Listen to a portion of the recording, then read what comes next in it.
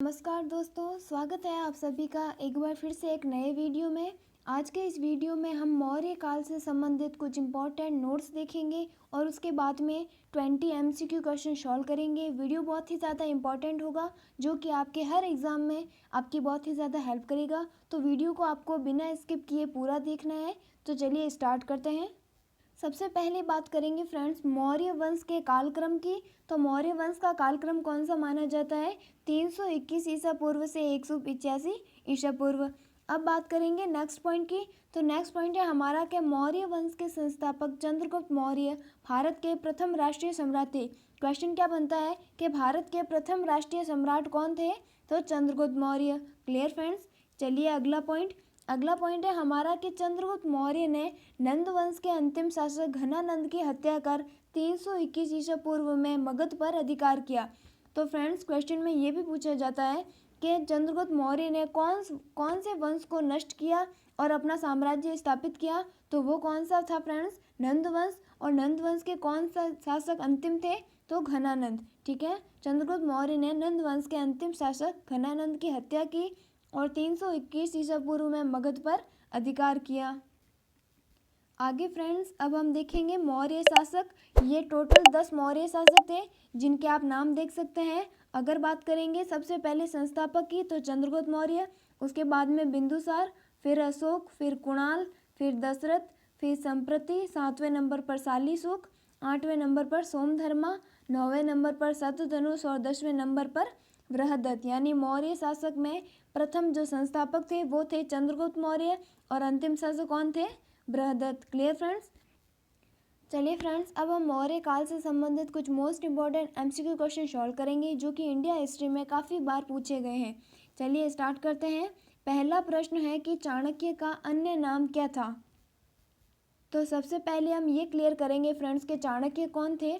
तो फ्रेंड्स कहा जाता है कि मगध के राजा नंद के यहाँ जो चाणक्य थे वो उच्च पद पर थे, लेकिन एक बार नंद राजा से अपमानित होने के कारण चाणक्य ने मगध को छोड़ दिया और नंद वंश के शत्रु यानी चंद्रगुप्त मौर्य से हाथ मिला लिया। फिर इन दोनों ने मगध पर अधिकार किया। तो क्वेश्चन में हमें पूछा है कि चाणक्य के अन्य नाम क्या था? तो क्वेश्चन का राइट आंसर हो जाएगा ऑप्शन नंबर बी, विष्णुगुप्त। इसके अलावा भी फ्रेंड्स एक और नाम है, वो है कौटिल्य। अब बात करेंगे फ्रेंड्स चाणक्य की एक बहुत ही प्रमुख पुस्तक है जिसका नाम है अर्थशास्त्र। वो किससे संबंधित है?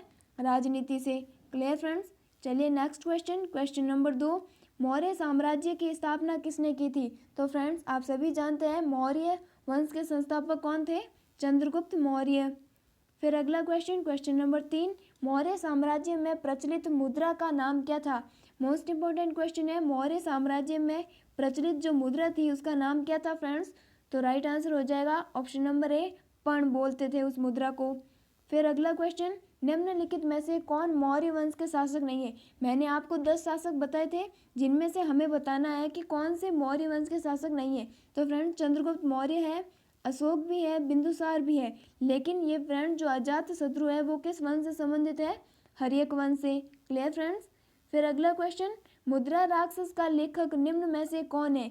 मुद्रा राक्षस फ्रेंड्स एक बहुत ही ज़्यादा महत्वपूर्ण पुस्तक है जिसके लेखक कौन है? तो Vishakhadatta. Option number B right answer. फिर अगला क्वेश्चन नंबर 6 कि वह स्रोत जिसमें पाटलिपुत्र के प्रशासन का वर्णन उपलब्ध है वह क्या है? तो फ्रेंड्स एक ऐसी पुस्तक जिसमें पाटलिपुत्र के प्रशासन का वर्णन है वो कौन सी है? ऑप्शन नंबर सी राइट हो जाएगा, इंडिका पुस्तक।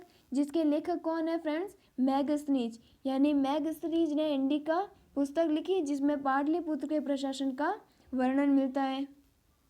क्लियर। फिर अगला क्वेश्चन नंबर 7 कि अशोक के शिलालेखों में प्रयुक्त भाषा।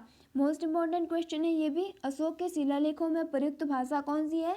तो क्वेश्चन का राइट आंसर हो जाएगा ऑप्शन नंबर बी, प्राकृत भाषा। फिर अगला क्वेश्चन नंबर 8, मैगस्थनीज ने भारतीय समाज को कितनी श्रेणी में विभाजित किया?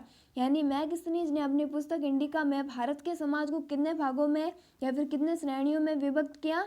तो 7 भागों में। ठीक है। फिर अगला क्वेश्चन नंबर 9, पाटलिपुत्र को किस शासक ने सर्वप्रथम अपनी राजधानी बनाई? यानी पाटलिपुत्र जो है उसे किस शासक ने अपनी पहली बार राजधानी बनाई? तो वो कौन थे? Chandragupta Maurya. Option A right answer हो जाएगा। फिर अगला क्वेश्चन नंबर 10, सांची का स्तूप किसने बनवाया? ये बहुत ही ईजी सा क्वेश्चन है। सांची का स्तूप किसने बनाया था? तो सम्राट अशोक ने। फिर अगला क्वेश्चन नंबर 11, अशोक के शिलालेखों को पढ़ने वाला प्रथम अंग्रेज कौन था? ये भी फ्रेंड्स मोस्ट इम्पॉर्टेंट क्वेश्चन है। अशोक के शिलालेखों को पढ़ने वाला पहला अंग्रेज व्यक्ति कौन था? जेम्स प्रिंसेप, जिन्होंने 1837 में अशोक के शिलालेखों को पढ़ा। फिर अगला, मौर्य काल में गुप्तचरों को क्या कहा जाता था? तो फ्रेंड्स, जो मौर्य काल में जो गुप्तचर होते थे, जो गुप्त सूचनाएं देते थे, उन्हें क्या बोला जाता था? तो ऑप्शन नंबर ए, गूढ़ पुरुष। ठीक है। फिर अगला क्वेश्चन नंबर 13, निम्नलिखित में से मौर्य कला का सबसे अच्छा नमूना कौन सा है? यानी मौर्य जो कला आई उसमें से सबसे ज़्यादा या उत्कृष्ट नमूना कौन सा है? तो राइट आंसर हो जाएगा ऑप्शन नंबर ए, स्तंभ। फिर अगला क्वेश्चन नंबर 14, किसके शासनकाल में डाईमैक्स या डीमैक्स भारत आया था? इंपॉर्टेंट क्वेश्चन है। किसके शासनकाल में डाईमैक्स या डीमैक्स भारत आए थे? तो क्वेश्चन का राइट आंसर हो जाएगा ऑप्शन नंबर बी, बिंदुसार के काल में। ठीक है। फिर अगला क्वेश्चन, अशोक ने 261 ईसा पूर्व में कलिंग को जीतने के बाद क्या किया? तो फ्रेंड्स, आप सभी जानते हैं कि 261 ईसा पूर्व में एक बहुत बड़ा युद्ध होता है, कलिंग का युद्ध, जो कि सम्राट अशोक और कलिंग के राजा के मध्य होता है। तो इस युद्ध में क्या होता है फ्रेंड्स, काफ़ी संख्या में लोग मर जाते हैं। तो इसे देखकर जो अशोक होते हैं वो क्या करते हैं, युद्ध की नीति को छोड़ देते हैं। तो इस क्वेश्चन का राइट आंसर क्या हो जाएगा? ऑप्शन नंबर सी, भारी रक्तपात देकर युद्ध की नीति को सदा के लिए अशोक ने त्याग दिया। फिर अगला क्वेश्चन, श्रीनगर की स्थापना किस मौर्य शासक ने की थी? बहुत ही इजी सा क्वेश्चन है। श्रीनगर की स्थापना किसने की थी? अशोक ने। फिर अगला क्वेश्चन नंबर 17, निम्नलिखित में से वह व्यक्ति कौन है जिसका नाम देवाना पियदसी है?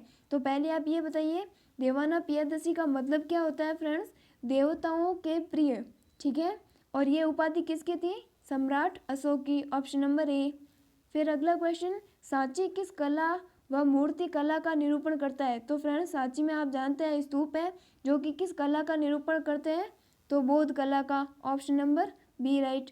फिर अगला है क्वेश्चन नंबर 19, प्राचीन भारत का वह प्रसिद्ध शासक जिसने अपने जीवन के अंतिम दिनों में जैन धर्म को अपनाया। ये फ्रेंड्स क्वेश्चन बहुत ही ज़्यादा बार पूछा गया है कि मौर्य शासकों में कौन से शासक ने अंतिम दिनों में जैन धर्म अपनाया? तो वो कौन थे?